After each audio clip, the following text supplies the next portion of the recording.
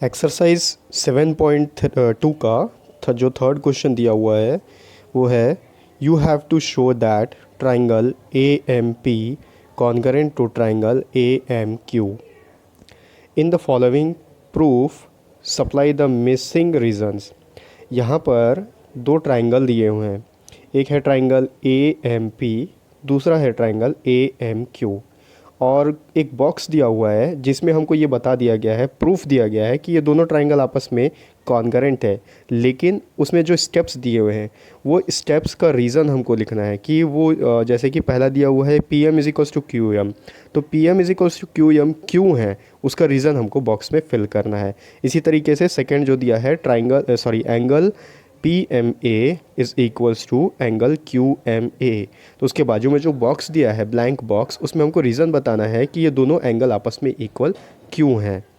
और ठीक है, इसी तरीके से हमको लास्ट में ये प्रूफ करके बताना है कि जो ट्राइंगल है, दोनों ट्राइंगल वो आपस में कॉन्करेंट है, तो किस लिए कॉन्करेंट है, किस रूल के हिसाब से दोनों आपस में कॉन्करेंट बोले जा सकते हैं। तो चलिए इसको सॉल्व करते हैं वाइट बोर्ड में। इस क्वेश्चन में जो ट्राइंगल दिया हुआ है थोड़ा इसको ध्यान से देखो आप, ये है ए पी एम और ए क्यू एम, दो ट्राइंगल है, ठीक है।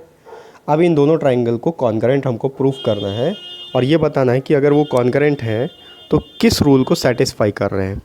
यानी कि दो ट्राइंगल अगर आपस में कॉन्करेंट होते हैं तो उनके लिए ज़रूरी होता है कि वो चार में से कोई एक रूल को सेटिस्फाई कर रहे हों, या तो एस एस एस रूल होगा, या फिर एस ए एस रूल होगा, या फिर ए एस ए रूल होगा, और लास्ट में आता है एक आर एच एस।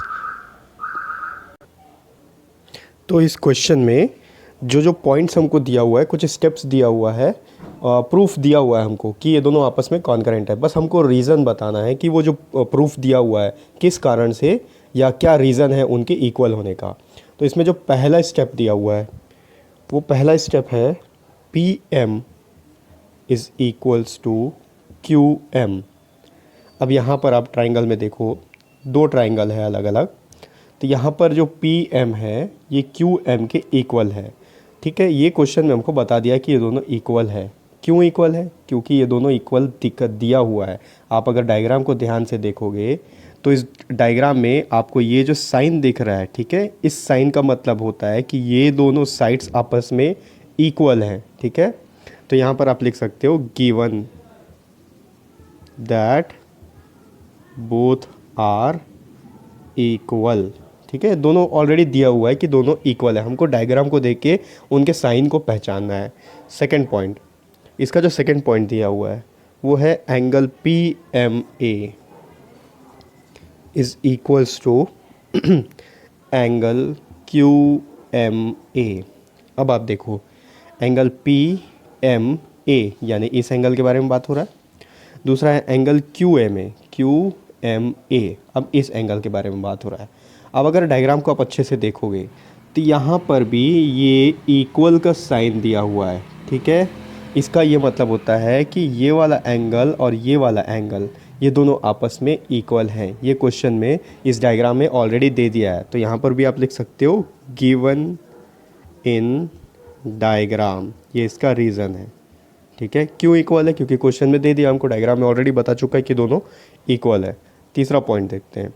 जो तीसरा पॉइंट है वो बोल रहा है A M is equals to A M. अब ये वाले ट्राइंगल में भी ए एम आता है ए एम पी में, और ये वाले ट्राइंगल में भी ए एम आता है ए एम क्यू। तो अगर ए एम दोनों ट्राइंगल में आ रहा है तो वो कॉमन है, ठीक है, वो कॉमन साइड है, इसलिए वो इक्वल होगा। यहाँ लिख सकते हो कॉमन साइड। अब एक और लास्ट पॉइंट है, वो बोल रहा है कि triangle A M P is concurrent to triangle A M Q. आप देखो ए एम पी और ए एम क्यू ये दोनों ट्राइंगल आपस में कॉन्करेंट होंगे। क्यों?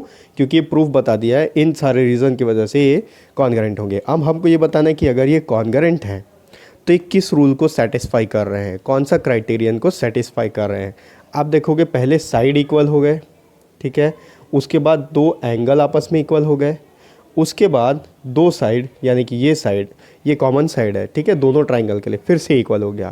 तो यहाँ पर आप कौन सा रूल अप्लाई हो रहा है, आप देखो कि ये है साइड, ये है एंगल और ये है साइड, यानी कि साइड एंगल साइड क्राइटेरियन, ठीक है, या साइड एंगल साइड रूल के हिसाब से ये दोनों ट्राइंगल आपस में कॉन्करेंट होंगे। तो ये एक्सरसाइज 7.2 का थर्ड क्वेश्चन हो गया।